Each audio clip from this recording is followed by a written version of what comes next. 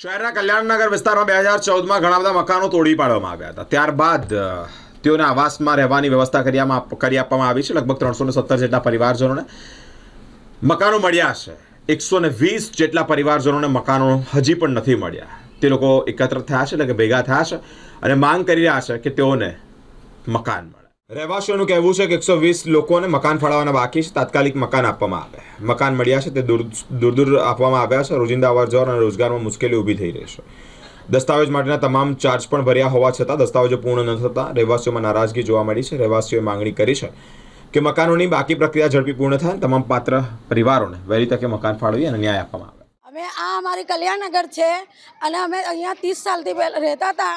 હમણાં 14 વર્ષ પહેલાં મકાન તૂટી ગયા હતા.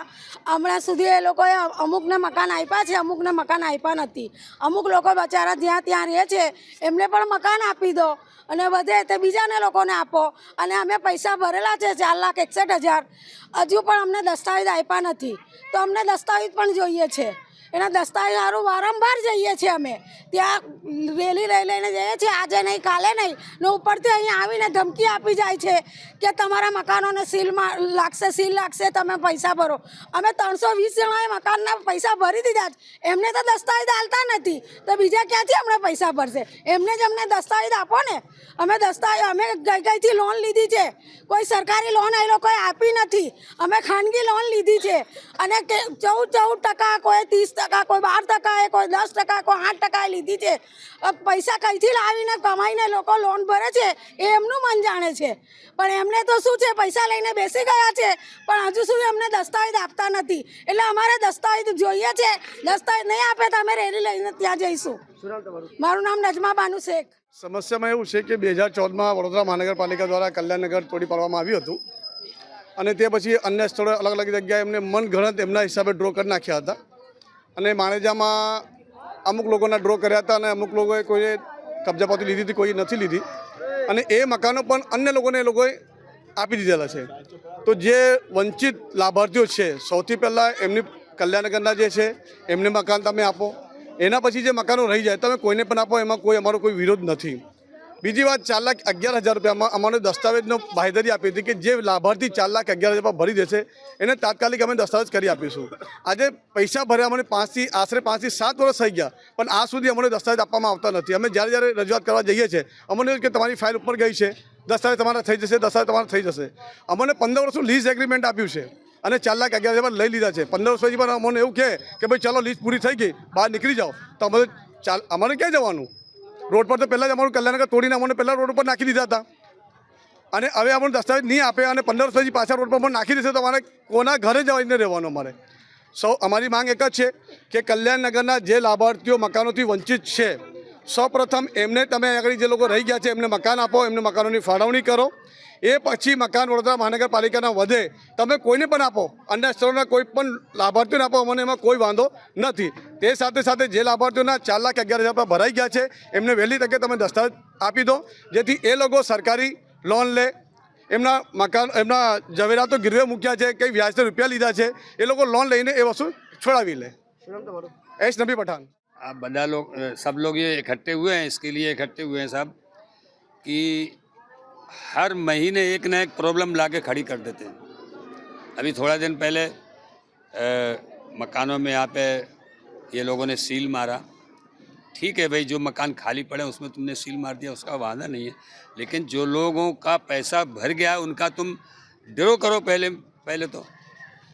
और हमारा माड़ेजा के अंदर कम से कम 150 मकान ऐसे हैं जिन लोगों ने मकान लिया नहीं है, उन्होंने मकान वहाँ जाके देखा भी नहीं है और इन्होंने अपनी मर्जी से बोला कि भाई हमने ड्रो कर दिया, तुमको ये मकान लेना ही पड़ेगा. तो ये तो कोई बात थोड़ी है भाई. हमने जो मकान देखा ही नहीं, हमको जो वहाँ रहने का नहीं है, लेने का नहीं, वहाँ पे ना रोजी रोजगार धंधा पानी. यहाँ से 20 किलोमीटर आएगा, 20 किलोमीटर आदमी यहाँ पे सिटी में आएगा तो वो क्या यहाँ पे रोजी रोजगार कमाएगा, किस तरीके से उसका घर चलेगा? इसके लिए सुप्रीम कोर्ट के अंदर भी हम लोगों ने जिस दिन से ये मकान टूटे उस दिन से हमारा वहाँ पे केस दाखिल किया हुआ. कम से कम 150 मकान का हमारा हाई कोर्ट के अंदर केस चालू है. लेकिन हम कॉरपोरेशन में जाते हैं तो ये क्या बोलते हैं मालूम है आपको? भाई तमने आपी तो बीजा ने आप ऊपर से भाई बीजा ने तमें आपो एना हमने कई बांधो छे यार. પણ અમારા જે મકાનો જે લોકો રહી ગયા છે એને તમે પહેલાં આપી દો, પછી બીજાને તમે આપો એનો મને વાંધો નથી। तो हमारे श्री कमिश्नर साहब से और कॉरपोरेशन से हमारी ये रिक्वेस्ट है कि जो लोग हमारे यहाँ पे रह गए उनको मकान दिए जाएं। ऑलरेडी यहाँ कम से कम 100 मकान खाली पड़े हुए हैं। उसके बाद हमारी कोई लड़ाई नहीं है, हमको मकान मिल जाएगा, कोई बात नहीं। जो लोग बाकी रह गए उनको मकान दे दिया जाए मेहरबानी करके।